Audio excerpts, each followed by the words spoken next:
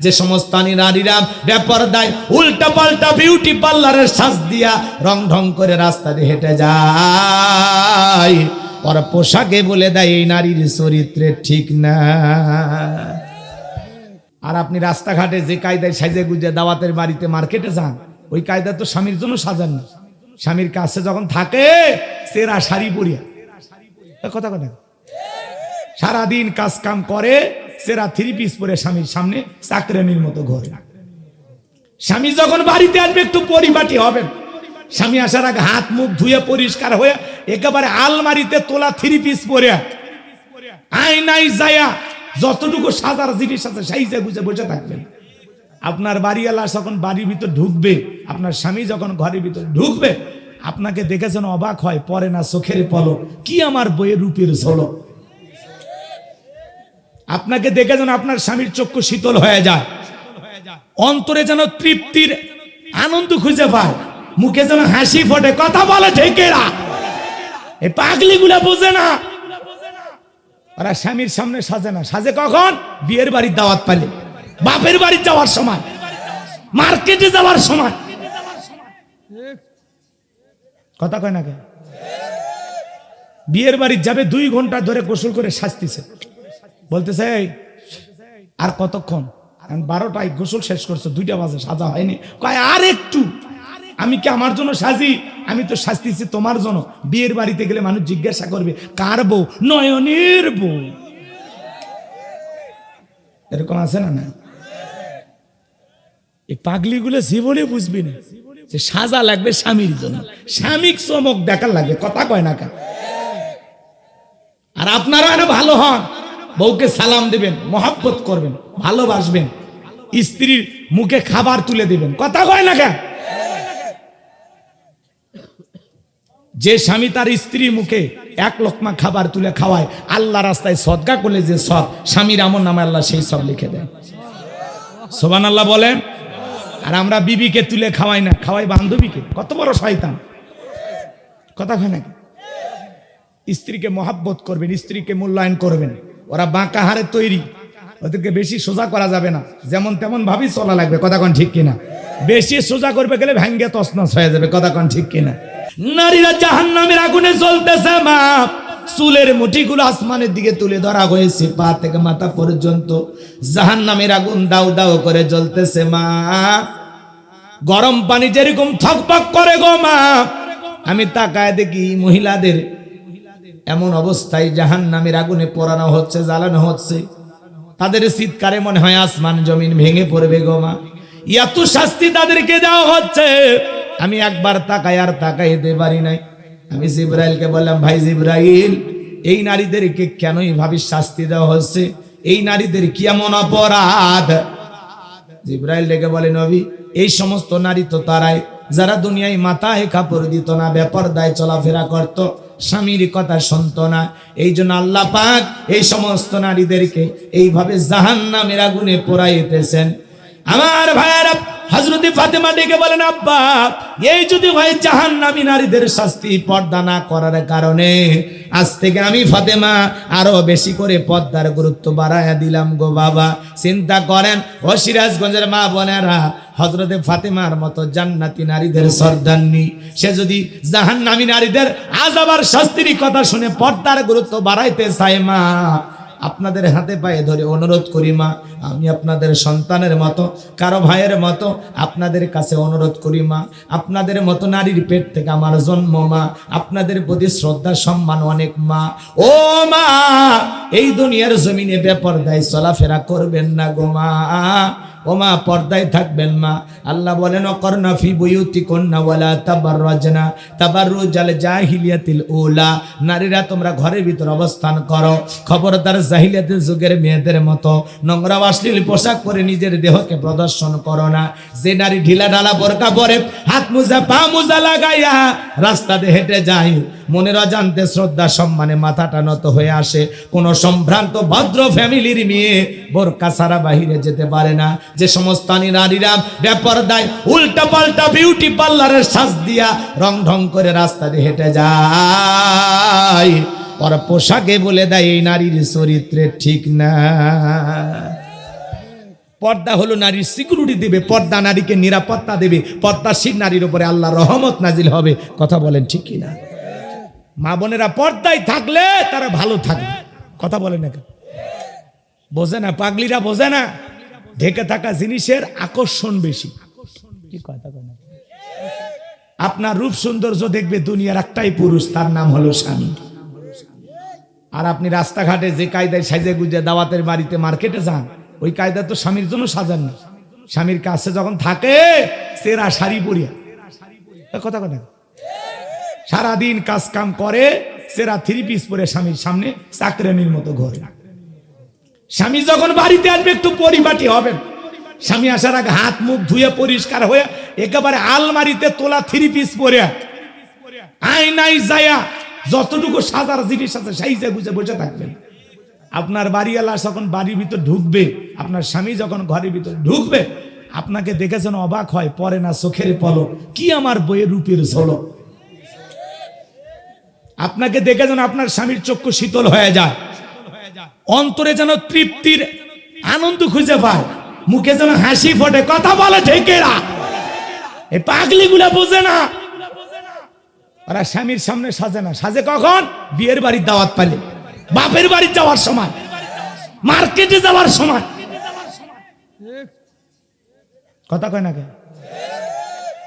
বিয়ের বাড়ি যাবে 2 ঘন্টা ধরে গোসল করে সাজতেছে, বলতেছে এই আর কতক্ষণ? 12টায় গোসল শেষ করছে, 2টা বাজে, সাজা হয়নি। কয় আর একটু। আমি কি আমার জন্য সাজি? আমি তো সাজতেছি তোমার জন্য। বিয়ের বাড়িতে গেলে মানুষ জিজ্ঞাসা করবে কার বউ? নয়নের বউ। এরকম আছে না? না, এই পাগলিগুলো জীবনে বুঝবি না যে সাজা লাগবে স্বামীর জন্য, স্বামীর চমক দেখার লাগবে। কথা কয় না কেন? আর আপনারা আরো ভালো হন, বউকে সালাম দেবেন, মহব্বত করবেন, ভালোবাসবেন, স্ত্রীর মুখে খাবার তুলে দিবেন। কথা কয় না কেন?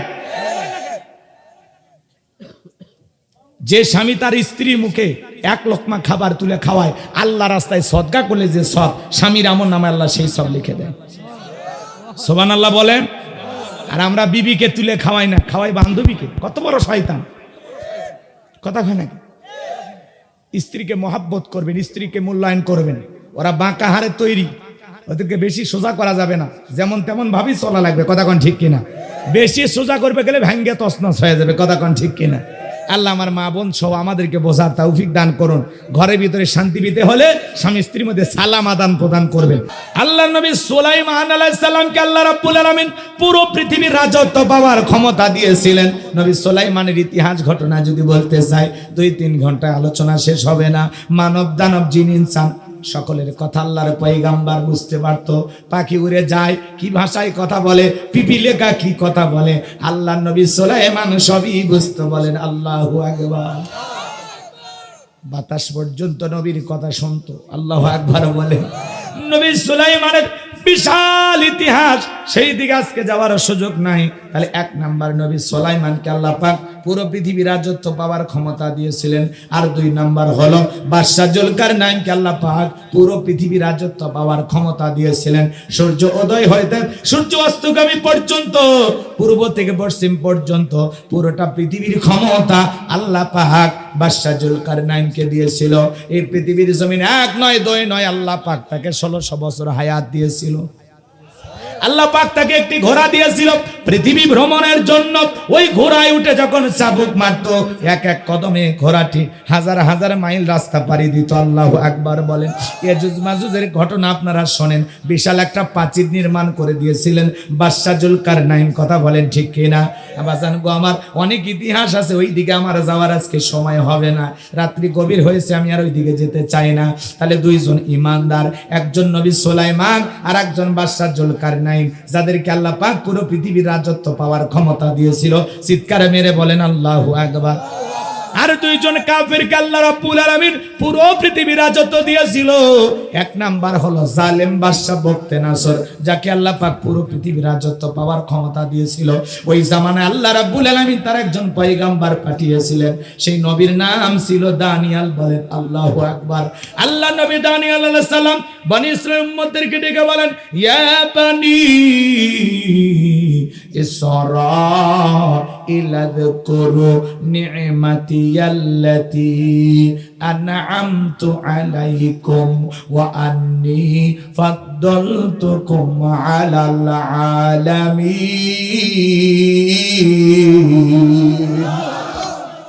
আল্লাহ নবী দানিয়েল ডেকে বলেন, হে বনি ইসরাঈল উম্মতেরা, খবরদার দাম্ভিকতা করো না, অহংকার করো না। তোমাদের বাপ দাদা কৃতদাস ছিল, মানুষের বাড়িতে চাকরের কাজ করত, গোলামির জিন্দেগি থেকে আল্লাহ পাক তোমাদের বাপ দাদাকে মুক্ত করে দিয়েছেন, স্বাধীন করে দিয়েছেন। বিদায় আল্লাহ তাআলা কৃতজ্ঞতা প্রকাশ করো, আল্লাহর নিয়ামতের শুকরিয়া আদায় করো, সেই মহান সৃষ্টিকর্তার কৃতজ্ঞতা প্রকাশ করো। কিন্তু বনি ইসরাঈল উম্মতরা ডেকে বলে, পয়গম্বর, পুরান দিনের গল্প শোনায় লাভ নাই, বাপ দাদা কি করেছিল ওটা আমরা জানতে চাই না, আমরা ভালো আছি, এগুলো নিয়ে ভালো থাকতে চাই। আল্লাহ নবী দানিয়েল তাদেরকে বুঝাইলেন। সকালে দাওয়াত দেয়, বিকেলে দাওয়াত দেয়, সন্ধ্যায় দাওয়াত দেয়, রাতে দাওয়াত দেয়। আল্লাহ নবী দানিয়েল দেখে বলে, ও বনি ইসরাঈল উম্মতেরা শোনো, এখনো সময় আছে, এক আল্লাহর ইবাদত করে, গাছের পূজা করো না, মাছের পূজা করো না, চন্দ্রের পূজা করো না, সূর্যের পূজা করো না, এক আল্লাহর ইবাদত করো। উম্মতরা ডেকে বলে, পয়গম্বর, পুরান দিনের গল্প শোনায় লাভ নাই, আমরা এক আল্লাহর ইবাদত করতে রাজি নাই। আল্লাহ নবী অনেক ভাবে দাওয়াত দিলেন, কোনো মতে যখন জাতির মানুষ দাওয়াত গ্রহণ করলো না। আলোচনা অনেক লম্বা, সংক্ষিপ্ত করে আপনাদের উদ্দেশ্যে শুধু যে মেসেজটা দিতে চাই, সেই কথাটা একটু আপনাদের উদ্দেশ্যে বলতে চাই। আল্লাহ নবী দানিয়েল ডেকে বলে, শোনো ও আমার কওমের মানুষেরা, তোমরা যদি আমার দাওয়াত গ্রহণ না করো, পরিশেষে আমি তোমাদেরকে একটা কথা বলি, শুনে নাও। কোন জাতির মানুষ, কোন কওমের মানুষ যদি দাম্ভিকতা করে, অহংকার করে, খোদাতুরি হয়ে যায়, আল্লাহ পাক তখন ওই জাতির উপরে দুই ধরনের আযাব আর গজব পাঠায়। এক নাম্বার হলো আসমান জমিনের আযাব আর গজব দিয়া আল্লাহ তাদেরকে ধ্বংস করে দেয়, আর না হয় তাদের ভাগ্যে জালেম শাসক পাঠাইয়া দেয়। দেশের জনগণ হবে যেমন, নেতাও হবে তেমন। জনগণ এক নাম্বার, নেতাও হবে এক নাম্বার। কথা বলেন ঠিক কি না আমার ভাইয়েরা? আল্লাহ নবী দানিয়েল আলাইহিস সালামের কথা যখন তারা কর্ণপাত করলো না, আল্লাহ পাক তখন ওই বনি ইসরাঈল উম্মতের উপরে জালেম বাদশা বখতিয়ানাসরকে পাঠায়া দিল। বাদশা ক্ষমতার চেয়ারে বসার পর লুটপাট শুরু করে দিল, হাজার হাজার নিরীহ মানুষকে জেলখানায় বন্দী করলো। আল্লাহ নবী দানিয়েল আলাইহিস সালাম সহ তার ৭০,০০০ উম্মতকে জেলখানায় বন্দী করলো। আল্লাহ নবী কোন জায়গায়? জোরে কোন? ভয় পায়, এখনো ভয় পায়। নবী মানুষ কোন জায়গায়? যদি নবী জেলখানায় যায়, নায়েবে রাসূলের ভূমিকা যারা পালন করবে, সেই পথে যারা দাওয়াত দেবে, মাঝে মাঝে আলেম ওলামাদেরকেও জেলখানায় যায় নবীদের সেই সুন্নত পালন করা লাগবে। আলেমেরা জেলখানায় গেলে সম্মান কমে না বাড়ে? চোর ডাকাত জেলখানায় গেলে মানুষ ঘৃণা করে, আর আলেমেরা জেলখানায় গেলে জাতির মানুষ তাদেরকে ভোলে না। ওরা জেলখানায় হাজিরা দিতে যায়, মানুষ পচা ডিম মারে, পায়খানা মারে, লাথি মারে, ঠেলা মারে, ঘুষি মারে, বক্সিং মারে। আর আলেমেরা জেলখানায় যায়, জাতির মানুষ কাঁদে। কথা কয় না? আলেমের হাতে হাত করা, পায়ে ডান্ডা বেরি, মানুষ কাঁদে কাঁদে কাঁদে। আর ওদের যখন একটু হাতে হাত করা পড়াইছে, নৌমন্ত্রী শাহজাহান বলে, আমি ৬ বার এমপি, আমার কি ব্যক্তিত্ব নাই? আমার কি সম্মান মর্যাদা নাই? যারা দেশের টাকা বিদেশে পাচার করেছে, দুর্নীতি করেছে, তাদের কিসের সম্মান? একটা চোর ডাকাতও যা, ওরাও তাই। কথা কন আপনারা? বলে আমার হাতে হাত করা পড়াবেন, আমি ৬ বার এমপি। ওরে বাবা, কি ভাবগো! পরশুদিন কইছে না, সংবাদে শুনছেন না? জি জি, আমি তো অবাস্তব বলতেছি না, আমিও দেখছি। আলেমদের হাতে হাত করা, ডান্ডা বিড়ি, তারা কয় টাকা পাচার করছে? এই বাংলাদেশের কোন আলেমের বিদেশে বাড়ি আছে? হ্যাঁ, কোন আলেমের সুইস ব্যাংকে টাকা আছে? থাকবে কি করে? মসজিদ মাদ্রাসা নিয়ে থাকে, কয় টাকা? বেতন ৬ মাসের বাকি। সভাপতির পায়ে তেল লাগে, সভাপতি তা ভাব নিয়ে থাকে, হুজুর আল্লাহ আল্লাহ করেন তো, আপনারা টাকা টাকা করেন কে? আপনার আলেম মানুষ, পরকালের চিন্তা করেন। এই কথা কয় না গে? এক সভাপতি ছেলে চাকরি পাইছে, বুঝছেন? জিলেপি নিয়ে এসে হুজুরের হাতে 200 টাকা দিয়ে বলতেছে, হুজুর একটু দোয়া করে আমার ছেলের বেতনটা যেন ভালো হয়, সুস্থ থাকে। ইমাম সাহেব দোয়া করে বলতেছে, আল্লাহ, হাজির সাহেব তার ছেলের জন্য দোয়া করেছেন, আমি যেমন বেতন পাই হাজির সাহেবের ছেলেও যেন তেমন বেতন পায়। হাজির সাহেব রাগ করে বলতেছে, এই হুজুর হাত নামান, আপনি 1500 টাকা 2000 টাকা বেতন পান, আর আমার ছেলের জন্য বলতেছেন আপনিও যে বেতন পান, আমার ছেলেও যেন সেই বেতন পায়, আপনার কাছে এই দোয়া চাইছি। তার মানে নিজেরটা সবাই 16 আনা বোঝে, কথা কোন ঠিক কি? নিজের ছেলে 20,000 50,000 চাক এটা চান, আর একটা ইমাম মুয়াজ্জিন 5,000 10,000 টাকা বেতন দিতে গিয়া হাত পা কাঁপে। ওই মসজিদ কমিটিকে আল্লাহর কাছে জবাব দিতে হবে। তোমার পরিবার আছে, হুজুরের বউসল নাই না? তোমার ছেলে বায়না করলে 500 টাকার একটা আইসক্রিমের বক্স নিয়ে এসো, আর মুয়াজ্জিন ইমামকে বেতন দেয় 2,000 টাকা, তার সন্তানের আইসক্রিম খেতে চায় না? কথা কোন না কে?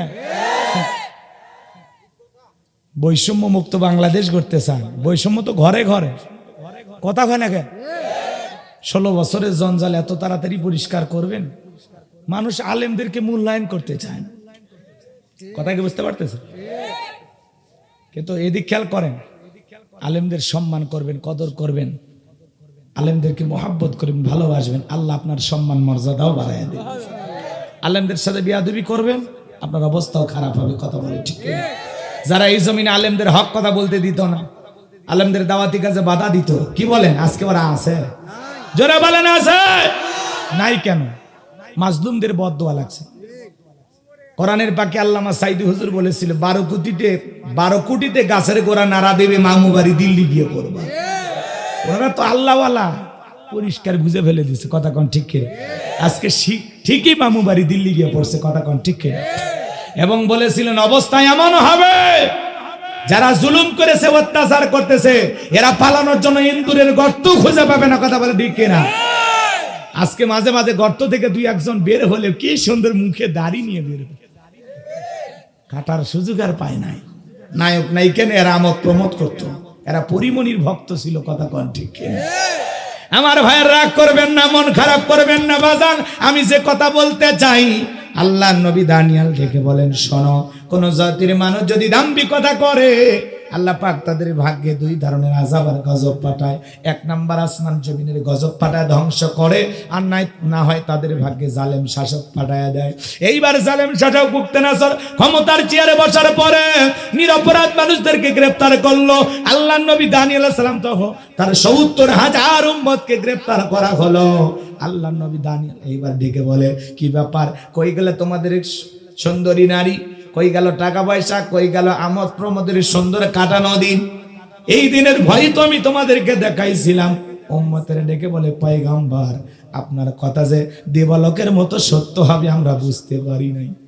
ও নবী, আর গাছের পূজা করব না, মাছের পূজা করব না, চন্দ্রের পূজা করব না, এখন থেকে এক আল্লাহর ইবাদত করব।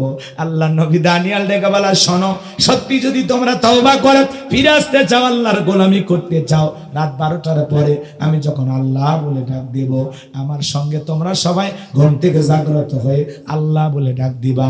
আমার আল্লাহ পারে একমাত্র জেলখানা থেকে বের করার ব্যবস্থা করে দিতে। আল্লাহ নবী দানিয়াল রাত 12টার পরে আল্লাহ বলে ডাক দিয়েছেন। জবান ছেড়ে সবাই ডাক দিয়ে বলেন আল্লাহ, ভালোবেসে ডাক দেন আল্লাহ, আর একটু জোরে বলেন আল্লাহ।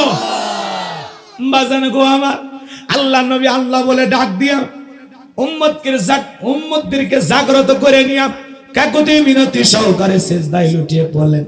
চোখের পানি ছেড়ে দিয়ে খাবেন আর দোয়া করে বলেন, আল্লাহ, আমার উম্মতেরা নিজেদের ভুল বুঝতে পেরেছে, তারা আর গাছের পূজা মাছের পূজা করবে না, এখন থেকে একমাত্র আপনার ইবাদত করবে। আল্লাহ, আপনি আমার উম্মতদেরকে মাফ করে দেন। আমার আল্লাহ বলে, পয়গম্বর, আর কান্না করতে হবে না, দোয়া আমি আল্লাহ মঞ্জুর করে নিয়েছি। চিৎকার মেরে বলেন সুবহানাল্লাহ। আল্লাহ দোয়া কবুল করলেন এবং পয়গম্বরকে জানিয়ে দিলেন, ও নবী দানিয়াল, আমি অচিরেই বাদশা বখতেনাছরের জেলখানা থেকে মুক্ত করার ব্যবস্থা করে দেব। বলেন আল্লাহু আকবার। এইবার রাত্রিবেলায় বাদশা বখতেনাছরকে আল্লাহ পাক এমন একটি মারাত্মক ভয়ঙ্কর স্বপ্ন দেখিয়ে দিলেন। স্বপ্ন দেখা মাত্রই বাদশা বখতেনাছর ঘুম থেকে চিৎকার মারা উঠছে।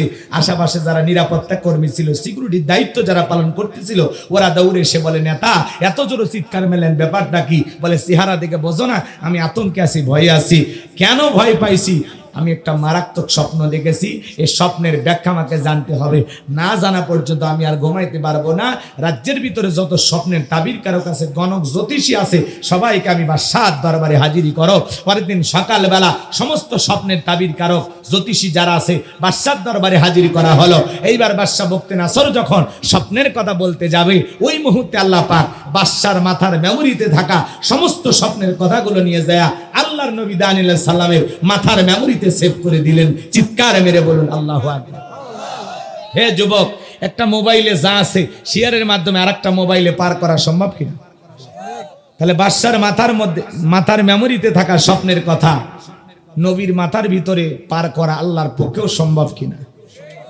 এইবার বাদশা বখতেনাছর বলতে চাই, আমি গতকাল রাতে কি যেন স্বপ্ন দেখলাম, আর বলতে পারে না। আল্লাহর নবী দানিয়েল বাজান গো আমার, সে স্বপ্নের সমস্ত কথাগুলো জানে, কিন্তু বাদশার স্বপ্নের কথা জানে না।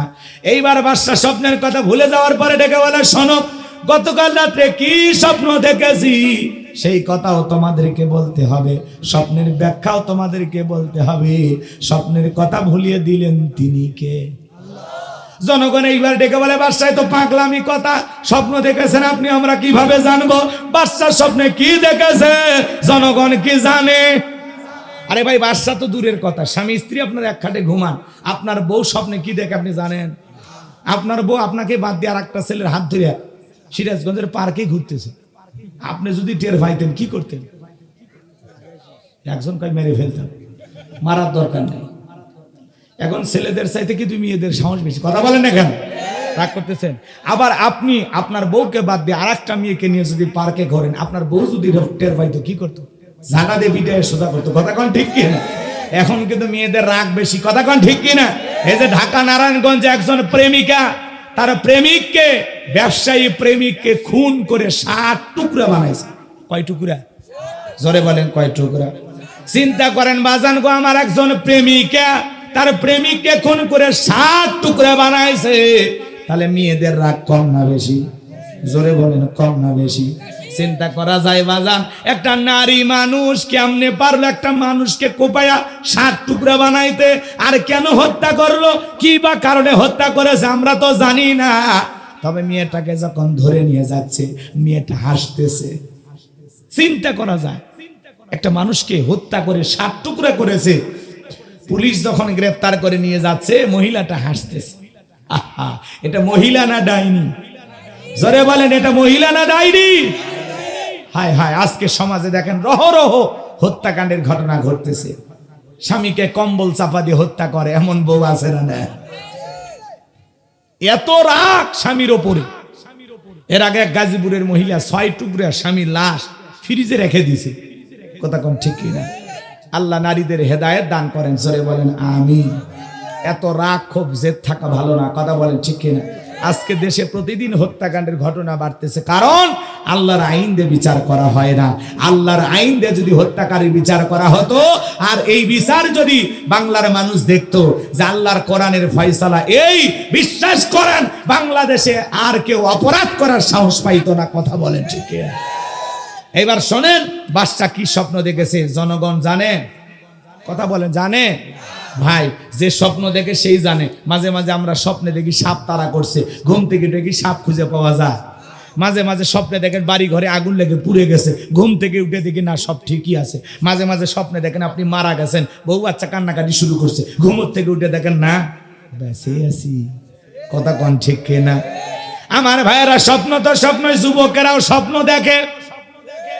কিছু কিছু যুবক দেখবেন যেই রুমে ঘুমায় ওই রুমে প্রত্যেকটা দেয়ালে বিভিন্ন নায়িকাদের ছবি ঝুলানো থাকে। ঘুমানোর আগে একবার ওই ছবি দেখা নফল মনে করে, কথা কন নাকি আপনারা? ওই ছবি দেখায় ঘুমায় আর মনে মনে ভাবে, আহারে এরকম একটা বউ যদি আমি পাইতাম নায়িকার মতো, জীবনটা ধন্য হয়ে যেত। এবার ঘুমের ঘরে দেখে ওই নায়িকার বুকের উপর, কথা কোন ঠিক না? এরকম দুষ্ট পোলাপান আছে না নাই? এখনকার যুবকের আপডেট হয়ে গেছে। এক যুবক দেখি ডাব একটা কিনা প্রেমিকাকে দিয়েছে, খাও। প্রেমিকার ডাবের ভিতরে পাইপ লেগে খাইতেছে, আর এই ছেলে মেয়েটার মুখের ভিতরে পাইপ লেগে খাইতেছে।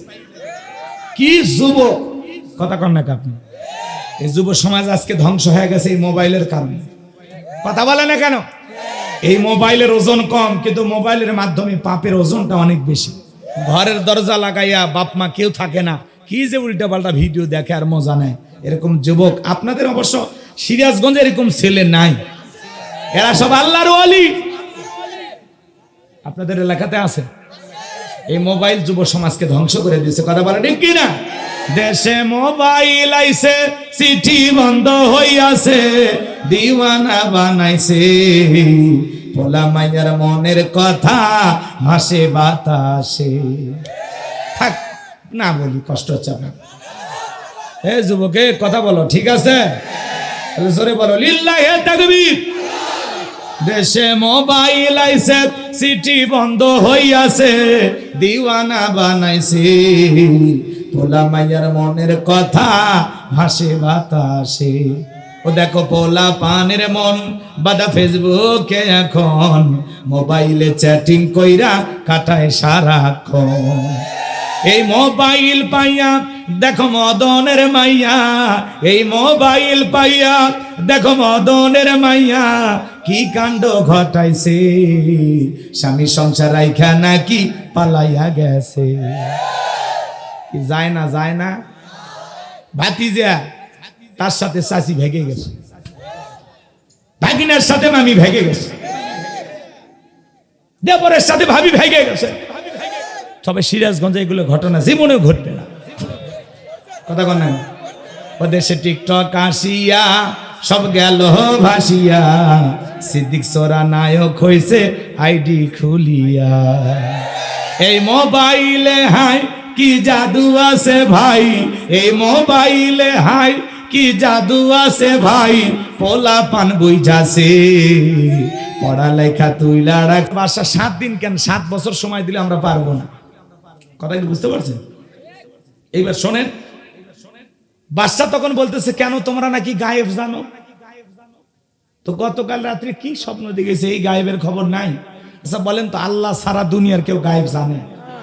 এই দুনিয়ার জমিনে যদি কেউ গায়েবের দাবিদার হয়, কেউ যদি বলে আমি গায়েব জানি, এর একটা অন্ধকার রুমের ভিতর নিয়ে যায় এমন পিটাইবেন আর বলবেন গায়েবী মার দিলাম, কারো কাছে বলবি না, বললে ধ্বংস হয়ে যায়।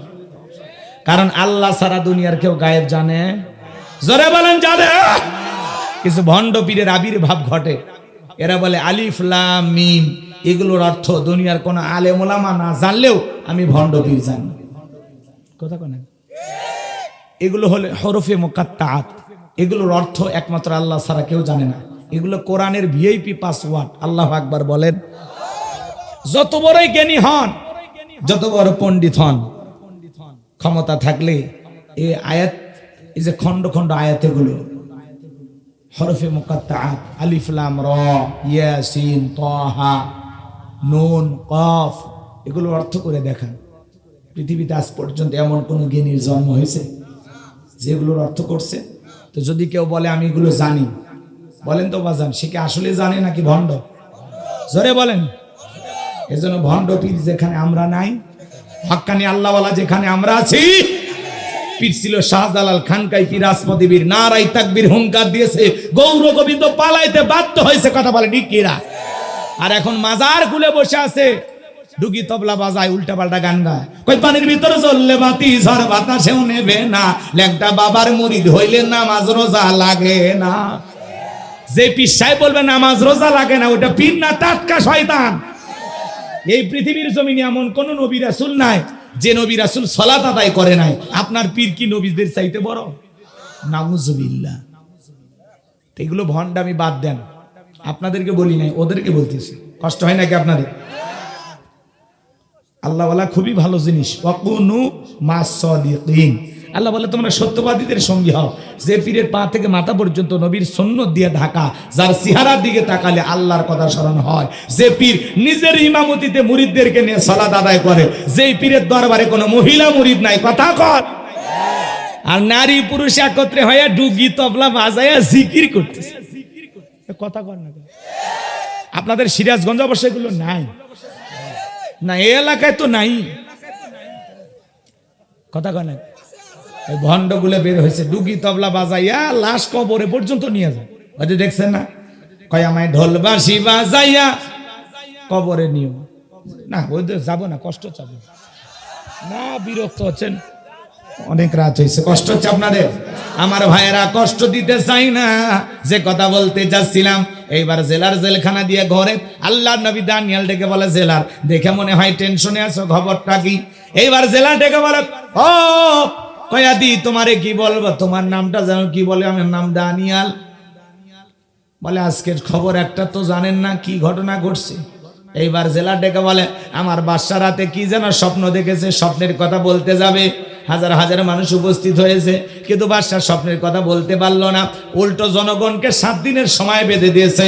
7 দিনের মধ্যে তারা স্বপ্নের কথা না বলতে পারলে বাদশা তাদেরকে শুলিতে চড়াবে, ফাঁসি দিয়ে মারবে। আল্লাহর নবী দানিয়েল ডেকে বলে, জেলার তুমি তোমার বাদশার কানে খবর পৌঁছা দাও, তোমার বাদশা স্বপ্নে কি দেখেছে, সেই স্বপ্নের ব্যাখ্যাও আমি জানি, স্বপ্নের কথা দুইটাই আমি জানি। জোরে বলেন মারহাবা। এইবার জেলার মারছে দৌড়, যা বলে বাদশা আপনার টেনশনের ঔষধ পাওয়া গেছে, জেলখানে একটা আসামি পাওয়া গেছে, সে আপনার স্বপ্নের কথাও জানে, স্বপ্নের ব্যাখ্যাও জানে। এইবার বাদশা বক্তে নাচর ডেকে বলে, বাজান কই, বাজানকে আমার কাছে নিয়ে আসো। ঠেলার নাম বাবাজি। বিপদে পড়ে আলেমদের কাছে দোয়া নেয়, হুজুর দোয়া করেন আমরা যেন নির্বাচনে বাস করি। যেই হাত দিয়ে হুজুর দোয়া করে, আল্লাহ নেতা বানাও, নেত্রী বানাও, নেতা নেত্রী হয়ে গেলে সেই হাতে হাত করা পড়া। ভালো করে বোঝার চেষ্টা করবেন বাজান গো আমার। এইবার বাদশার কথা শুনে জেলার দৌড়ে এসে বলে, চলো বাদশা তোমার ডেকেছে। আল্লাহ নবী দানিয়েল ডেকে বলে, আমার 70,000 লোক আছে, আমার একটা লোক জেলখানায় থাকা অবস্থা, আমি জেলখানা থেকে বের হব না। যদি বাদশা স্বপ্নের কথা জানতে চাই, আমার এই শর্ত মেনে 70,000 লোককে ছেড়ে দেওয়া লাগবে। জেলার দৌড়ে গেছে বাদশার কাছে, যা বলে, বাদশা যে আপনার স্বপ্নের কথা জানে, স্বপ্নের ব্যাখ্যা জানে, তার একটা শর্ত, তার 70,000 লোককে ছেড়ে দিতে হবে। জালেম বাদশা বক্তে নাসর ডেকে বলে, ওই বাজান যদি বলে 70,000 কেন, তামাম পৃথিবীর আসামি ছেড়ে দিতে রাজি। বাজান যা বলে তুমি তাই করো। বলেন আল্লাহু আকবার। নবীদের কাছ থেকে নেতৃত্ব শিখতে হবে। নেতা কারে বলে, নবীদের জীবন থেকে শেখা লাগবে। সে তার উম্মতকে সারা জেলখানা থেকে বের হলো, আর আপনি নেতার পিছনে স্লোগান দিতে যান সিরাজগঞ্জে, নেতা পাইছি একখান ট্যাবলেট খান, ট্যাবলেট খান, ট্যাবলেট খান, যেখানে আমরা আছি সেখানে ট্যাবলেট খান, কবরে তোমরা কেন পড়ে?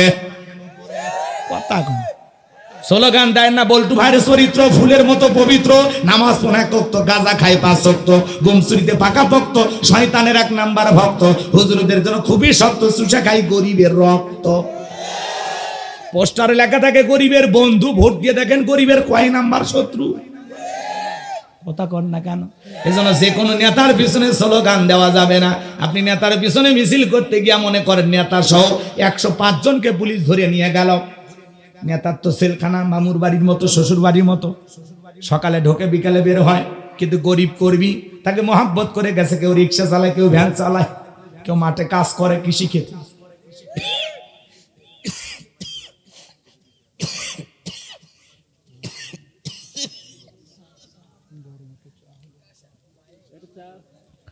নেতা যদি সত্যিকারী মানব দরদি হইতো, ডেকে বলতো, আমার একটা কর্মী জেলখানায় থাকা অবস্থায় আমি জেলখানা থেকে বের হব, আগে আমার এই গরিব কর্মীদের জামিনের ব্যবস্থা কর। কারণ ওরা একদিন মাঠে কাজ না করলে ওদের স্ত্রী, পরিবার, সন্তানেরা খাবার পাবে না। কথা বলে ঠিক? নেতা যারা সত্যিকারী নেতা, তারা আপনার দুঃখে কাঁদবে, আপনার সুখে হাসবে, আপনার বিপদে পাশে দাঁড়াবে, আপনাকে রেখে পালিয়ে যাবে না। সত্যিকারী নেতা যারা, ওরা ত্যাগ স্বীকার করে জীবন দেয়, তাও দেশ ছাড়বে না। কথা বলে ডিকেরা। আর যেই নেতা ভাগি, ভেগে যায় বিপদ দেখে, অত মহব্বত দেখে লাভ নাই। আমাদের ঈশ্বর চাচা স্বৈরাচার শাসক বলা হতো, চাচা পদত্যাগ করে জেলে গেছে, তাও দেশ ছাড়েনি। বিএনপির নেত্রী কত বছর ধরে অসুস্থ, জেলেও খাটলো, দেশ ছাড়ছে আছে। বাপের বেটি কথা কয় না। আর আপনারা ভাগিয়ে গেলেন কেন? জনগণকে ফেস করার ক্ষমতা ছিল না? বলতে পারতেন না আমি পদত্যাগ করতেছি? আল্লাহ বলে কিসের পদত্যাগ? এরা যে অপরাধ করেছে, শুধু পদত্যাগ না, আমি আল্লাহ এদেরকে দেশ ত্যাগ করতে বাধ্য করব। কথা বলে ঠিক না? আল্লাহর পাকড়াও বড় কঠিন, আল্লাহ ধরে না। আল্লাহ যেদিন ধরবে সেদিন বাপ টাকারও টাইম দেবে না। কথা বলে ঠিক না? এজন্য আল্লাহ ধরে, একটু ধীরে ধরে, আর এমন ভাবে ধরে বাঁচার আর কোনো উপায় থাকে? আজকে সব এমপি মন্ত্রী সব পালাইছে, আর কিছু ছোটখাটো নেতা আছে, এরা মাঝে মাঝে বলে আল্লাহর উপর ছেড়ে দিলাম, সাহায্য আসবে। ওরে বাবা, ও মনে হয় বদরের প্রান্তরে যুদ্ধ করতেছে, সাহায্য আসবে তোমার উপরে। কথা কয় না ভাইয়ারা? আছে না কিছু আবেগী, এখনো আবেগ কাজ করে। যে মা সন্তানকে ফেলায়া যায়, কথা কর না, তার প্রতি মায়া দেখা লাভ আছে? মা যদি বুঝতো, মা বুক দিয়ে সন্তানকে আগলায় রাখতো, আসলে নিচে সন্তানকে রাখতো। এভাবে আমাদেরকে রেখে পালিয়ে গেছে। যেই রাত্রিতে উনি, যেই দিন পালিয়ে গেছে, ওই রাত্রিতে বাংলাদেশে কত জায়গায় কি পরিমাণে ক্ষতি হয়েছে। ব্যবসা বাণিজ্য, দোকানপাট লুটপাট হয়ে গেছে, হাঙ্গামা, মারামারি, ফাসাদ, কত কিছু হয়েছে। কথা বলে ঠিক না? ইমাম তাইমি রহমতুল্লাহ আলাইহি বলেছেন, 60 বছর জালেম শাসকের আওতায় থাকা ভালো, কিন্তু শাসকবিহীন এক রাত পার করা তার চাইতেও খারাপ। 2-3 রাত আমরা শাসকবিহীন ছিলাম, কি আতঙ্ক, কি ভয়, কি ভীতি। কথা কর নাই? এই যে রাগ করে আপনি চলে গেলেন, জানুয়ারিতে এই রাগটা দেখান, তাহলে তো ভালো একটা নির্বাচন হইতো না, আপনাদের যাওয়া লাগতো না। মায়া লাগে, চলে গেছে অভিমান করে, বিভিন্ন দেশে যাইতে চায়, জায়গা হচ্ছে না। ভাই খারাপ লাগে না? কথা কয় না রে। আপনি আসেন তো, যা আছে কপাল। কথা কয় না কে? জনগণের সাথে মোকাবেলা করা লাগে, যে আমি তোমাদের জন্য এই করছি, আমার কোনো অপরাধ নেই। এই জন্য আমরা বুঝি যারা পালিয়ে গেছে নিঃসন্দেহে তারা অপরাধী। কথা কন না কে আপনারা? এ বাজান, মন খারাপ করবেন না। আল্লাহর নবী দানিয়েলের কথা শোনার পরে জেলার ডেকে বলে, বাজান যা বলে তুমি তাই করো, সব আসামি ছেড়ে দাও। এইবার সবাইকে ছেড়ে দেওয়া হলো। সবার শেষে আল্লাহর নবী দানিয়েল জেলখানা থেকে বের হইয়া জালিম বাদশার দরবারে প্রবেশ করবে। দরবারে প্রবেশের নিয়ম হলো, যত মানুষ প্রবেশ করে মাথা নত করে প্রবেশ করতে হয়। জালিমের কাছে কি কোনো নবী মাথা নত করতে পারে? কথা বলেন না কেন? আল্লাহ ছাড়া এই মাথা দুনিয়ার কোন জালেমের কাছে নত করা যাবে না। এই মাথা নত হবে মসজিদে, আল্লাহর কুদরতি কদমে। দুনিয়ার কোন রাজা বাদশার কাছে আল্লাহর দেয়া মাথা আমরা নত করতে রাজি নাই। আল্লাহ নবী দানিয়েল দেহটাকে আঁটোসাঁটো করে মাথাটাকে উঁচু রেখে কৌশল করে প্রবেশ করলেন। এমন দৃশ্য দেখার পরে বাদশা বকতে নাসর ডেকে বলে, বাজান যত মানুষ দরবারে ঢোকে মাথা নত করে ঢোকে, তুমি কেন মাথা নত করলা না? আল্লাহ নবী দানিয়েল ডেকে বলে যে, আপনার স্বপ্নের কথা আমার মাথার মেমোরির মধ্যে সেভ করে দিয়েছে। তার কথা হলো, তাকে সারা দুনিয়ার কারো কাছে মাথা নত করা যাবে না। আমি যদি মাথা নত করতাম, সে যদি আপনার মতো স্বপ্নের কথা ভুলিয়ে দিত, আপনি টেনশনে মারা যেতেন, আমাকেও মেরে ফেলতেন। তখন ডেকে বলে, বাজান সত্যি তোমার বুদ্ধি আছে, বুদ্ধি তো নবীদেরই থাকবে নাকি জাহেলদের থাকবে? আল্লাহ নবীরা সবাইকে নিয়ে আল্লাহু আকবার বলেন। আল্লাহ নবী সুন্দর জবাব দিলেন। এইবার জালেম বাদশা নিজের চেয়ারটা ছেড়ে দিয়া আল্লাহ নবী দানিয়েল আলাইহিস সালামকে চেয়ারে বসালেন। তাহলে বলেন তো বাজান, জেলখানা থেকে বের করে বাদশাহীর চেয়ারে বসান তিনি কে? সে আল্লাহ আজও আছে না? না আমার ভাইয়েরা, এইবার আল্লাহ নবী চেয়ারে বসেছেন, স্বপ্নের কথা বলবেন, স্বপ্নের ব্যাখ্যা দিবেন। আপনারা কি শুনবেন? কারা কারা শুনবেন? 2 হাত তুলে আমার আল্লাহকে দেখান। লিল্লাহি তাকবীর। আমার ভাইয়েরা, রাত্রি অনেক গভীর হয়েছে, কষ্ট আপনাদেরকে দেব না, জানি না আমি শেষ করতে পারবো কিনা, কিন্তু আমি আপনাদের সামনে 2টি আয়াতে কারিমা তেলাওয়াত করেছি। আর একটা আয়াতকে বুঝাইতে 10টা মিনিট যদি লাগে দেবেন। কষ্ট হবে না তো ইনশাআল্লাহ।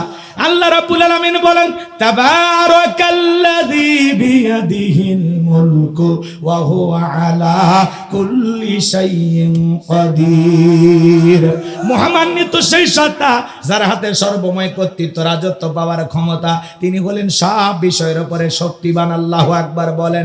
এরপরে আল্লাহ তাআলা বলেন আল্লাযী খালাকাল মাউতা ওয়াল হায়াতা লিয়াবলুয়াকুম আইয়ুকুম আহসানু আমালা ওয়া হুয়াল আজিজুল গফুর। আল্লাহ রাব্বুল আলামিন বলেন আল্লাযী খালাকাল মাউতা ওয়াল হায়াতা, যিনি সৃষ্টি করেছেন মৃত্যু আর জীবন। এই পৃথিবীতে যত বড় ক্ষমতাদার হোক, নেতা হোক, একটা মৃতকে জীবিত করার ক্ষমতা পৃথিবীর কোন নেতার আছে? তাহলে এই ক্ষমতা কার? জোরে বলেন কার? সে আল্লাহ বলতেছেন আল্লাযী খালাকাল মাউতা ওয়াল হায়াতা, যিনি সৃষ্টি করেছেন মৃত্যু আর জীবন। লিয়াবলুয়াকুম আইয়ুকুম আহসানু আমালা, আমি আল্লাহ পরীক্ষা করে দেখব আমলের দিক দিয়ে কার আমল কত বেশি সুন্দর, কার আমল কত বেশি উত্তম। যার আমল ভালো তার আখিরাত ভালো, যার আমল খারাপ তার আখিরাত হয়ে যাবে বরবাদ। কথা বলেন ঠিক কিনা? আমার ভাইরা, আয়াতের শুরুতে একটু লক্ষ্য করেন আল্লাহ কি বলেন। আল্লাযী খালাকাল মাউতা ওয়াল হায়াতা, যিনি সৃষ্টি করেছেন মৃত্যু আর জীবন। আল্লাহ সর্বপ্রথম মৃত্যুর কথা কেন বললেন? এই দুনিয়াতে আসার একটা সিরিয়াল আছে, যাওয়ার কিন্তু কোনো সিরিয়াল নাই। দাদা আসছে, দাদার পরে বাবা আসছে, বাবার পরে আমি আসলাম, আমার পরে আমার সন্তানের আসলো। কিন্তু যাওয়ার বেলায় দাদার আগে নাতি চলে যায়, বাবার আগে সন্তান চলে যায়, বাবার কাঁধে সন্তানের লাশ। এটা হলো দুনিয়ার সব চাইতে ভারী বোঝা। শহীদ আবু সাঈদের বাবার চোখের পানি এখনো বন্ধ হয় নাই, মুগ্ধের মা বাবার চোখের পানি এখনো বন্ধ হয় নাই, ইয়ামিনের মা বাবার চোখের পানি এখনো বন্ধ হয় নাই। বাবার কাঁধে সন্তানের লাশ, এটা হলো দুনিয়ার সব চাইতে ভারী বোঝা।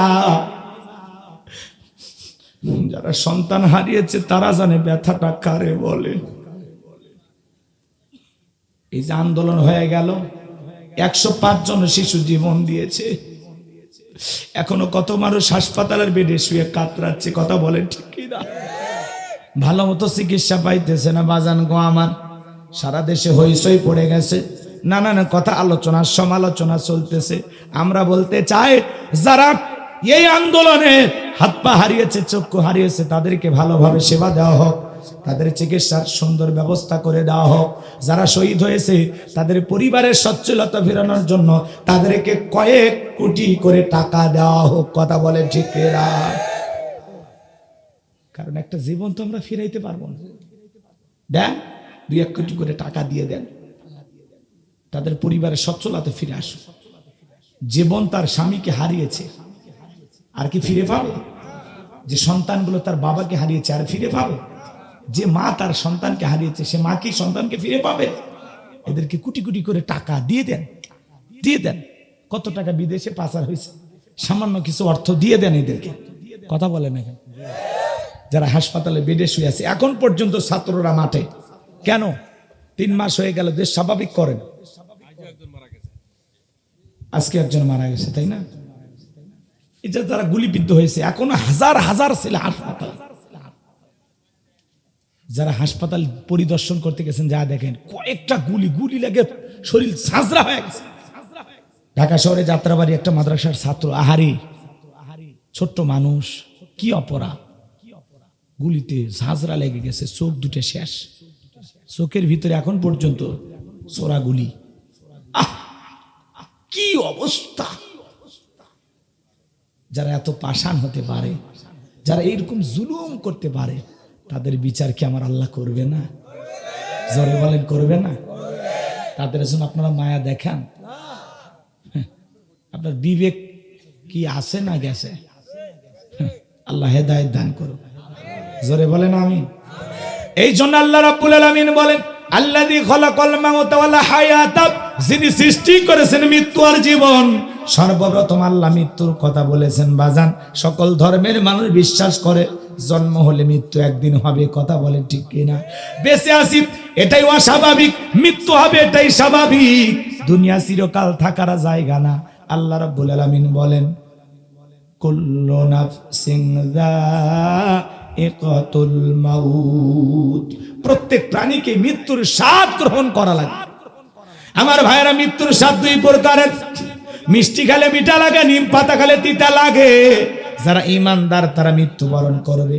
মায়ের কোলে দুধ পান করতে করতে শিশুটা যেমন মারা যায়, যারা ঈমানদার তারা তেমনি ভাবে বিদায় নেবে, টেরও পাবে না। বলেন সুবহানাল্লাহ। কিন্তু যারা গুনাহগার, নাফরমান, বেঈমান, আল্লাহর অবাধ্য গোলাম, এই দুনিয়ার জমিনে রবের হুকুম মানে নাই, এরা যখন মৃত্যুবরণ করবে, দেখেন না কত মানুষ মননের সময় মানুষকে গালি দিতে দিতে মারা যায়। কত মানুষ 6 মাস আগে জবান বন্ধ হয়ে যায়, অসুস্থ হয়ে বেডে পড়ে থাকে, কথা বলারও শক্তি থাকে না। সন্তানেরা শরবত বানাইয়া চামচ দিয়ে মুখের ভিতরে তুলে দেয়, গালসি বেয়ে বেয়ে পড়ে যায়, খাওয়ারও শক্তি থাকে না। কত মানুষজন মৃত্যুর সময় পেশাব পায়খানা করে দেয়। এই জন্য বাজান, তাদের মৃত্যু বড় ভয়ঙ্কর হবে। হে যুবক, সবাইকে মৃত্যুবরণ করা লাগবে, পাশেই কবরস্থান। তাকায় দেখো কত শিশু ওই কবরে শায়িত, তোমার মতো কত যুবক ওই কবরে শায়িত। এই গ্রামে বসবাস করতে হাজার হাজার নারী পুরুষ ওই কবরে শায়িত। আজ হোক কাল হোক, তোমার আমার যেদিন মৃত্যু হবে, ওই কবরে যেতে হবে চকলেটের মতো মরাইয়া। মসজিদের খাটিয়াতে তৈলাই কবরে রেখে আসবে। কবর ঘোর অন্ধকার, কবরের উপরে বাঁশের বিছানা বিছায়া দেবে, মাটি চাপা দেবে, কবরটা হয়ে যাবে ঘোর অন্ধকার। কবরের ডানে মাটি, বামে মাটি, মাটির হবে বিছানা, ওপরেতে বাঁশের ছাউনি, কবর নাম তার ঠিকানা। কথা বলেন না কেন? ওই দেখা যায় কবরস্থান, ওই আমাদের ঘর, ওখানেতে বাস করতে হবে সারা জীবন ভর। ও কবর তুমি চাও কি? কবর বলে আমি কি চাই? আমি মুমিন বান্দা চাই। মুমিন বান্দা পাইলে তাকে জান্নাতে ঢুকায়া দেই, মারহাবা বলে। আমার ভাইরা, এই জন্য আল্লাহর হাবিব মুহাম্মদ রাসূলুল্লাহ সাল্লাল্লাহু আলাইহি সাল্লাম বলেছেন, ইন্নামাল কুবুরু রাউযাতুম মিন রিয়াদিল জান্নাহ আও হুফরাতুম মিন হুফারিন নার। রাহু তিরমিজি। বিশ্বনবী বলেন, যে ব্যক্তির আমল ভালো, মৃত্যুর সঙ্গে সঙ্গে আল্লাহ পাক তার কবরটাকে জান্নাতের বাগান বানায় দিবেন। আর যে ব্যক্তির আমল খারাপ, আও হুফরাতুম মিন হুফারিন নার, তার কবর হয়ে যাবে জাহান্নামের আগুনের গর্ত। আমার নবী যে এক জায়গায় বসা, জিবরাইল এসে বলে, নবী এই মুহূর্তে একটা আওয়াজ হলো, আপনি কি শুনতে পাইছেন? আমার নবী বলে, জিবরাইল, হ্যাঁ আমি শুনতে পেয়েছি। জিবরাইল বলে, নবী আজ থেকে ৭০ বছর আগে আল্লাহ পাক জাহান্নামের গর্তের মুখে একটা পাথর ছেড়ে দিয়েছিল। ৭০ বছর পরে জাহান্নামের তলদেশে পাথরটা পৌঁছাইলো। চিন্তা করেন বাজান গো আমার, একটা পাথর ছেড়ে দিলে জাহান্নামের গর্তের মুখ থেকে নিচে পড়তে যদি ৭০ বছর সময় লাগে, আল্লাহ না করুক, আল্লাহ না করুক, ও সিরাজগঞ্জের মুসলমানেরা, আসমান জমিনের মালিক আল্লাহ যদি বেজার হইয়া ওই গর্তের মুখে ফেলে দেয়, আপনার আমার বাঁচার কিন্তু কোনো উপায় নাই। এই জন্য আল্লাহ বলেন, ফামাই আমাল মিসকালা যাররাতিন খায়রান ইয়ারা ওয়া মাই আমাল মিসকালা যাররাতিন শাররান ইয়ারা। বান্দারে, তুমি যদি যাররা পরিমাণ অনুপরিমাণে নেক আমল করো, ওইটাও তোমার আমলনামায় লিপিবদ্ধ করা হবে। আবার তুমি যদি যাররা পরিমাণ অনুপরিমাণে বদ আমল করো, ওইটাও তোমার আমলনামায় লিপিবদ্ধ করা হবে। আর যারা গুনাহে অন্ধকার কবরে যাবে, ওই কবরের ডানের মাটি বামে চলে যাবে, বামের মাটি ডানে চলে যাবে। এমন জোরে চাপ দেবে বাজার, এক পাথরের হাড় অন্য পাথরের ভিতরে ঢুকে যাবে। কবরে থাকা অন্ধ ফেরেশতা চোখে দেখে না, কানে শোনে না, হাতুড়ি দিয়ে বাড়ি মারবে, দেহটা চূর্ণ বিচূর্ণ হয়ে যাবে। কবরে থাকা বিষাক্ত সাপ একবার সবল মারলে দেহটা বিষের যন্ত্রণায় জ্বলে যাবে। দেখেন না কত মানুষকে কবরে রাখা হয়, কয়েকদিন পরে পেটটা ফেটে যায়, পোকাগুলো কিলবিল করে নাক মুখ দিয়ে ঢোকে,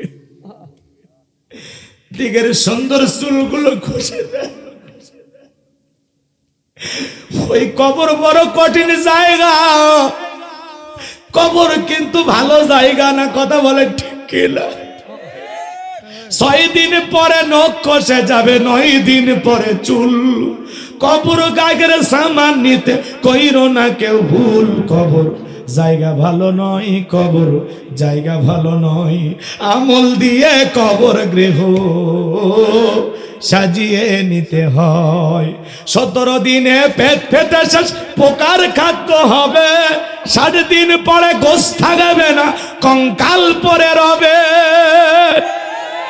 90 দিনে হাড়গুলি সব, 90 দিনে হাড়গুলি সব আলাদা হয়ে রয়। কবর জায়গা ভালো নয়, কবর জায়গা ভালো নয়। আমল দিয়ে কবর গৃহ সাজিয়ে নিতে হয়। আমল সারা কবরের দাম নাই, কথা বলেন ঠিক না? লম্বা করব না বাজান, মৃত্যু আসবে, মৃত্যু থেকে পালানোর কোনো রাস্তা খোলা নাই। যুবকরে তুমি কি মনে করো 10 তলা বিল্ডিং ঘুমাও, লিফটের সুইচ দেও উপরে ওঠো, মালাকুল মউত বুঝি লিফটের সুইচ জানে না?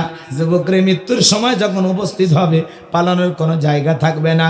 আল্লাহ বলেন আইনামা তাকুনু ইদরিকুমুল মাউত ওয়ালাউ কুনতুম ফি বুরুজিম মুশাইয়াদা, সূরা নিসার 78 নম্বর আয়াত। আল্লাহ বলেন যেখানেই থাকো, যে অবস্থায় থাকো, যে অবস্থায় থাকো না কেন রে গোলাম, মৃত্যুর সময় যখন উপস্থিত হবে মৃত্যু থেকে পালানোর কারো কোনো শক্তি নাই। আল্লাহ বলে মৃত্যুর সময় যখন উপস্থিত হবে অবশ্যই আপনার আমার মৃত্যু হবে, কথা বলে ঠিক কিনা? মৃত্যু থেকে পালানোর কোন রাস্তা খোলা আছে? জোরে বলেন আছে? তাহলে তো দাদা বেঁচে যেত, দাদার মরা লাগতো না, কথা বলে ঠিক কিনা?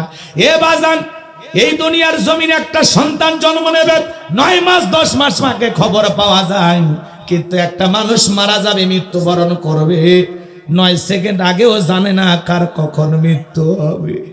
কত মানুষ বাজার করতে গিয়ে মারা গেল, কত মানুষ দোকানদারি করতে করতে মারা গেল, কত মানুষ মোটরসাইকেল চালাইতে গিয়ে মারা গেল, কত মানুষ পুকুরে গোসল করতে গিয়ে মারা গেল। কার কখন মৃত্যু হবে, কোথায় মৃত্যু হবে আমরা কেউ জানি না। মৃত্যু বড় ভয়ঙ্কর, মৃত্যু বড় কঠিন। সেই মৃত্যুর ভয় আমাদের কলিজায় থাকার দরকার আছে না নয়?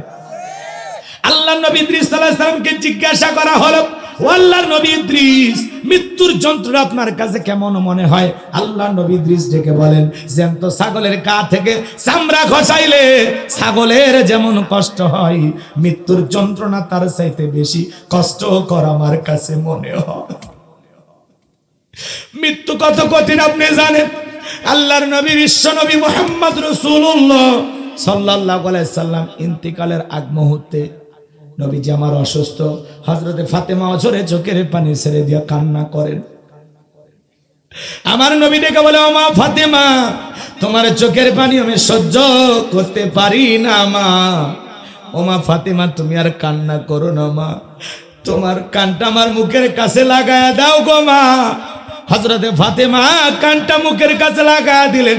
আমার নবীজি ফিস ফিস করে কি যেন বললেন, হযরতে ফাতেমার কান্না বন্ধ হয়ে গেল। আম্মা জান আয়েশা জিজ্ঞাসা করে, ও আমার মেয়ে ফাতেমা, তোমার বাবা কি এমন বলেছে মা যার কারণে তোমার কান্না বন্ধ হয়ে গেল?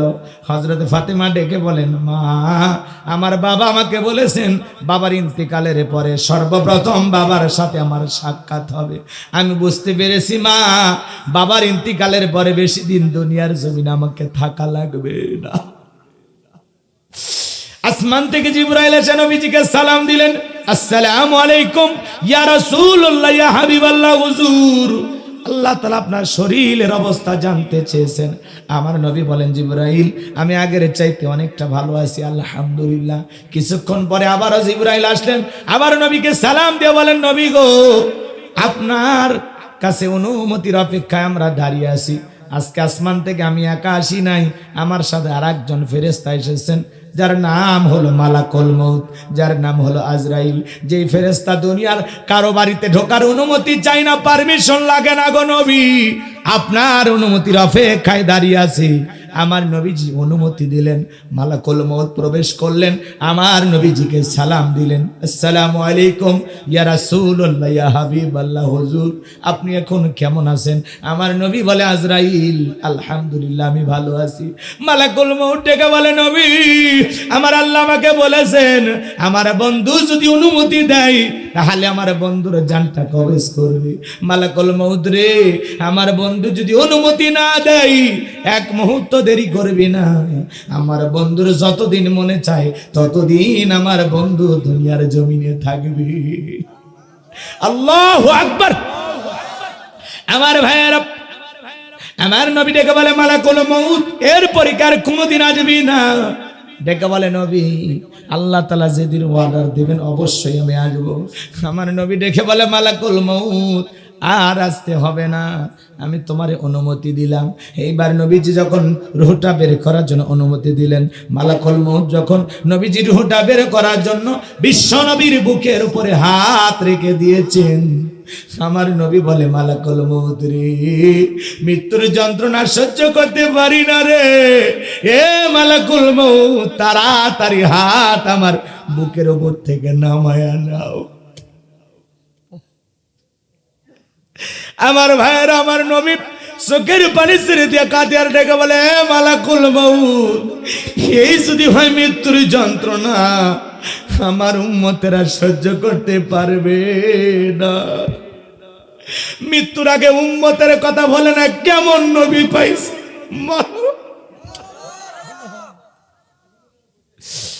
সুবহানাল্লাহ। আমার ভাইয়েরা, বিশ্ব নবী তখন ডেকে বলেন হে মালাকুল মউত, কথা দে আমার উম্মতকে কষ্ট দিবি না। মালাকুল মউত ডেকে বলে নবী, আল্লাহ তাআলা আমাকে বারবার বলেছেন হে মালাকুল মউত, জীবনে কোনোদিন আমি তোর কাছে কিছুই বলি না। কত মানুষের রূহ কবজ করতে গেলে কোনোদিন বললাম না, আজকে আমার বন্ধুর কাছে যাইতেছে হে মালাকুল মউত, আজরাইল রে, আমার বন্ধুর সাথে যেন কোনো বেয়াদবি না হয়। বিশ্বাস করেন গো নবী, আমি জীবনের সব চাইতে কম কষ্ট দিয়া আপনার রুহটা বের করার জন্য চেষ্টা করতেছি, খুব সতর্কতার সহিত। আমার নবী বলে মালাকুল মউত, এই যদি হয় সব চাইতে কম কষ্ট, মৃত্যুর বিশাল যন্ত্রণা আমার উম্মতরা সহ্য করতে পারবে না। আমারে কথা দে রে মালাকুল মউত, আমার উম্মতকে কষ্ট দিবি না। মালাকুল মউত ডেকে বলে নবী, যারা আপনার রেখে যাওয়া আদর্শ মোতাবেক চলবে, কোরআন সুন্নাহ দিয়ে জীবন সাজাবে, যারা নেককার মুমিন হবে, নেক আমল দিয়ে জিন্দেগি করবে, কথা দিলাম গো নবী, তাদের রুহটা বের করার সময় আমি ইহসান করব, তাদের রুহটা বের করার সময় আমি তাদেরকে কম কষ্ট দেব। এইবার মালাকুল মউত যখন আবার নবী অনুমতি দিলেন, দ্বিতীয়বার যখন বিশ্ব নবী রুহটা বের করার সময় বুকের উপরে হাত রেখে দিয়েছেন, আমার নবী কাঁদে আর বলে মালাকুল মউত, আমার নবী ডেকে বলে মালাকুল মউত, আমার কাছে মনে হয় পাহাড় আমার বুকের উপরে চেপে ধরা হয়েছে। নবীর কাছে যদি মৃত্যুর যন্ত্রণা এমন কষ্টকর মনে হয়, হে যুবক, সিরাজগঞ্জের বাবাজিরা, মা বোনেরা, আপনার আমার মৃত্যু কত ভয়ঙ্কর হতে পারে। নবীজি রুহটা বের হয়ে যাবে এমন সময় আমার নবী বলেন আসসালাত আসসালাত, আমার উম্মতেরা নামাজ নামাজ। রুহটা বের হয়ে যাচ্ছে, নবীজি রুহটা বের হয়ে যাচ্ছে এমন মুহূর্তেও আমার নবী বলতেছেন আসসালাত আসসালাত, আমার উম্মতেরা নামাজ নামাজ নামাজ। নবীজি ইন্তেকালের পূর্বে উম্মতকে শেষ কথা বলে গেলেন, আমার উম্মতেরা সালাত সালাত, তোমরা নামাজ আদায় করো, সালাত আদায় করো। বলেন তো বাজান, সেই সালাত আমাদের আদায় করা দরকার আছে না? কবরে যারা শুয়ে আছে, এই যে পাশে পুকুর পার কবরস্থান, একজন মানুষ কি উঠে আর একটা সেজদা দেওয়ার সুযোগ পাবে? একবার সুবহানাল্লাহ বলার সুযোগ পাবে? কিন্তু এখন আপনার হাতে পর্যাপ্ত পরিমাণে সময় আছে না? এসুন আল্লাহ কি বলেন, লিয়াবলুয়াকুম আইয়ুকুম আহসানু আমালা, আমি আল্লাহ পরীক্ষা করে দেখব আমলের দিক দিয়ে কার আমল কত বেশি উত্তম, কার আমল কত বেশি সুন্দর।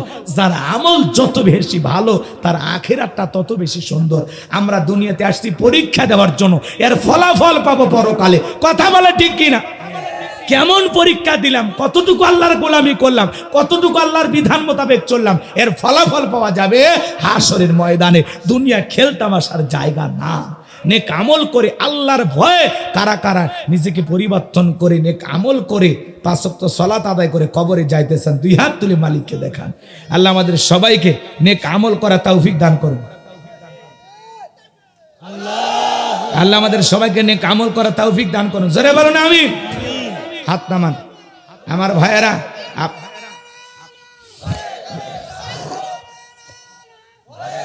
আমার ভাইয়েরা, দুনিয়া চিরকাল থাকার জায়গা না, সবাইকে যেতে হবে।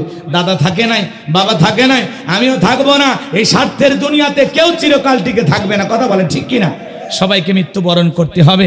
এই জন্য আল্লাহ বলেন বাল তুসিরুনাল হায়াতাদ দুনিয়া ওয়াল আখিরাতু খায়রু ওয়া আবকা।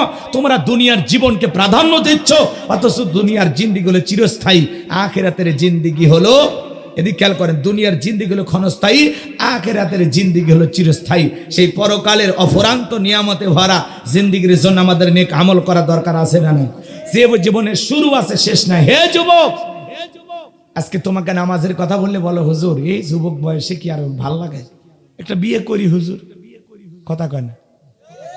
এরপরে বিয়ে করলে যদি বলা হয় যুবক নামাজে যাও, বলে এই নতুন বিয়ে করলাম হাতের মেহেদি শুকাইলো না, কথা কয় না। এরপরে বাচ্চা কাচ্চা হইলে বলে না যে ঝামেলায় পড়ছি বাচ্চাগুলো বড় হোক। এই যে আপনি আমি এত চিন্তা করতেছি, কি যুবক বয়সে মানে মানুষ মারা যায় না? আপনাদের এলাকায় কোনো অবিবাহিত যুবক মারা যায়নি? 6 মাসের শিশুর গ্যারান্টি নাই, 6 দিনের শিশুর গ্যারান্টি নাই, আর আপনি যুবক বিয়ে করবেন। আহারে, এমনও যুবক আছে বিয়ে করেছে বাসর ঘরেও ঢুকতে দেয় না, তার আগেই মালাকুল মউত হাজির হয়ে গেছে। এই জন্য কার কখন মৃত্যুটা কিভাবে হবে আমরা কেউ জানি না, কথা বলে ঠিক কিনা? আজকে আমরা দুনিয়াতে ক্ষমতার বড়াই, দাম্ভিকতা, কত অহংকার, কথা বলে ঠিক কিনা? রাগ করতেছেন? করেন, সমস্যা নেই, আমি আপনাদেরকে কষ্ট দেওয়ার জন্য কথা বলি নাই। এই দুনিয়াতে আমরা লোভ লালসার সাগরে ডুবে গেছি। এই জন্য আল্লাহ বলেন আলহাকুমুত তাকাসুর হাত্তা যুরতুমুল মাকাবির। তোমরা প্রাচুর্যের প্রতিযোগিতায়, সম্পদের প্রতিযোগিতায়, গাড়ি বাড়ি নারী টাকা পয়সা এগুলোর প্রতিযোগিতায় তোমরা পাগল হয়ে গেছো, আল্লাহ বিমুখ হয়ে গেছো। দুনিয়া টার্গেট করতে গিয়ে আল্লাহকে আমরা ভুলে গেছি, কথা কি বোঝেন নাই? গাড়ি চাই, বাড়ি চাই, নারী চাই, ক্ষমতা চাই, চাই চাই করতে করতে আমরা এতটা জীব বা বড় হয়ে গেছে, দুনিয়ার সব পাইলেও আমাদের মনে হয় চাওয়া শেষ হবে না। আমাদের চাওয়া শেষ হবে কখন? হাত্তা যুরতুমুল মাকাবির। যেদিন আপনি আমি মারা যাব, এই কবরের মাটি যেদিন আপনার আমার মুখের ভিতরে প্রবেশ করবে, সেদিন আপনার আমার লোভ লালসা মিটে যাবে, কথা বলো ঠিক কিনা? কবরে না ঢোকা পর্যন্ত বনি আদমের লোভ লালসা মিটবে। আল্লাহ রাসূল বলেছেন বনি আদমকে যদি এক মাঠ ভর্তি স্বর্ণ দেওয়া হয়, 14 গোষ্ঠী বসে খাবে, তারপরে বলবে আর একটা মাঠ ভর্তি স্বর্ণ বলে ভালো হয়। এত লোভ আমাদের ভিতরে, কথা বলে ঠিক কিনা? এজন্য ভাই লোভকে পরিত্যাগ করেন, অহংকারকে বিলীন করেন, অহংকার মুক্ত জীবন যাপন করেন, বিনয়ী হওয়ার চেষ্টা করেন। কবরে যেতে হবে, কবরস্থানের উদ্যোগে মাহফিল, কবরের ভয় দিলের ভিতরে পয়দা করার দরকার আছে না? নাই? সবাই মারা যাবো, যাব না, আমরা কেউ থাকবো না। এই জন্য বাজান, আল্লাহ যেন আপনাদেরকে নেক আমল করে কবরে যাওয়ার মতো ভালো আমল করে এই দুনিয়ার জিন্দিগির সফর শেষ করা তৌফিক দান করেন। সকলে বলুন আমিন। আসুন দুনিয়ার লোভ লালসা কমায় দেই। মা বোন যারা বসে আলোচনা শুনেছেন, মা 4টে আমলে আপনাদের জন্য 8টা জান্নাতের দরজা খোলা। 1 নাম্বার নামাজ, 2 নাম্বার রোজা, 3 নাম্বার স্বামীর খেদমত, 4 নাম্বার হলো ফরজ পর্দা। মা বোনদেরকে আল্লাহ পাক এই 4টি আমল করার তৌফিক দান করুন।